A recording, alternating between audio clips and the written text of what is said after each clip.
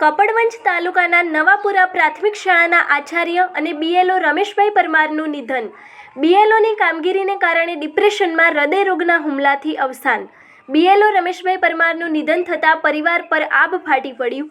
રમેશભાઈ પરમાર ફરજ બજાવતા હતા તે ગામ નવાપુરા અને પોતાના વતન જાંબુડીમાં શોકનું મોજું।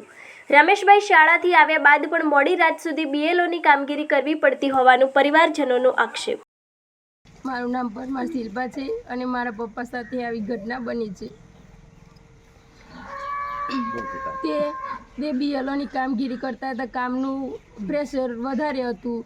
ત્યાં અહીંયા અમારા ઘરે નેટવર્કનું પ્રોબ્લેમ હતો તો તે દૂર જઈને બીએલઓની કામગીરીનું કામ કરતા હતા મોડી રાત સુધી।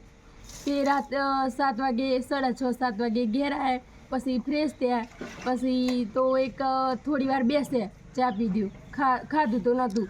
પછી તે કામગીરી માટે બહાર ગયા, અહીંયાથી થોડે દૂર જ્યાં નેટવર્ક આવે ત્યાં જઈને તે કામગીરી 11 11 12 જેવું થઈ ગયું હતું ત્યારે ઘરે આવ્યા। પછી તેમને ખાવાનું પૂછ્યું હતું અને ખાધું તો નહોતું ખાવું એમ। પછી થોડી વાર સુધી લખતા હતા, પછી સૂઈ ગયા, પછી સવારે ઉઠ્યા જ નહીં। મારું નામ ઈશ્વરભાઈ રતિલાલ પરમાર છે, ગામ જાંબુડી। મારો ભાઈનું નામ રમેશભાઈ રતિલાલ પરમાર છે। તે દૈયપ નવાપુરા શિક્ષક તરીકે નોકરી કરતા હતા અને બીએલઓનું કામ કરતાં કરતાં મારા ભાઈને હાર્ટ એટેક આવવાથી અવસાન પામેલ છે। શું રજૂઆત છે સરકારને? સરકારની એક જ રજૂઆત કે ભાઈ જે મળવાપાત્ર લાભ હોય એ મળે, બરાબર। જે સહાય સરકાર આપતી હોય આપે, તેમનું એમના પરિવારનું કંઈક આમ જોવે તો સારું। 2 છોકરીઓ હજુ કુંવારી છે, સરકારે એમને ખબરીને જે રજૂઆત કરે, બરાબર, જે સહાય મળવાપાત્ર થાય એ આપે, એ જ અમારી પાસે। મારું નામ નરેન્દ્રભાઈ દીપસિંહ, ગામ જાંબુડી।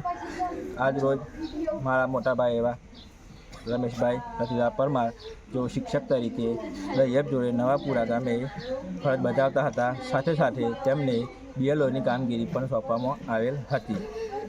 આજ રોજ તેઓ બીએલઓની કામગીરી પૂરી કરી સાંજે 7:30 ઘરે આવ્યા, ત્યારબાદ ફ્રેશ થઈ ચા બા પીને ફરી પાછી બીએલઓની કામગીરી માટે બેઠા હતા। પણ અહીંયા એમના ઘરે ટાવર ના આવતા નેટનો ઇસ્યુ હોવાથી તેઓ બીજા ઘરે આવ્યા અને હું જોડે હતો, અમે બંને જોડે હતા। મારાથી અમને નેટનું હોટસ્પોટ કરીને એવા કામગીરી કરતા હતા। હું જોડે બેસી જતો, લગભગ 11:30 વાગે પાછું કામગીરી પતાવીને એવા ઘરે આવ્યા। ઘરે આવીને જમીન ઊંઘ્યા હતા। ઊંઘ્યા પછી સવારે વહેલા 5 વાગે ઉઠવાની ટેવ હતી એમને, પણ એ આજે સવારે 5 વાગે ઉઠ્યા નહીં। એટલે ઘરના વ્યક્તિઓએ તપાસ કરતાં જણાવ્યું તો સવારે ઉઠતા નહોતા, એટલે અમે પ્રાઇવેટ ગાડી મારફતે એમને દવાખાને લઈ ગયા। ત્યાં આગળ દવાખાને ડૉક્ટરને તૈયારી બોલાયા ઇમરજન્સી। ડૉક્ટર ત્યાં આવ્યા, ચેકઅપ કર્યું, રૂટીન જોયું તો ત્યાં આગળ ડૉક્ટરે એમને મૃત જાહેર કર્યા। એટલે આ બીએલઓની કામગીરીના સતત પ્રેશરના લીધે આ બન્યું હોય એવું લાગી શકે।